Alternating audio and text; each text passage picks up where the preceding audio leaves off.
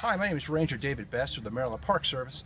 I'm also working with the Maryland Conservation Corps today. It's actually an award-winning program the state of Maryland has, which is a partnership with the AmeriCorps program.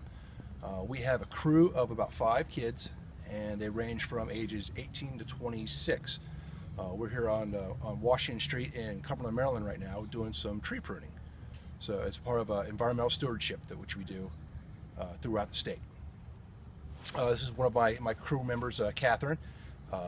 Catherine's been with us for about 4 or 5 months, and is just one of the people from across the United States which come to do this program. Catherine is actually from Indiana, so it's a great program, and hope you enjoy it.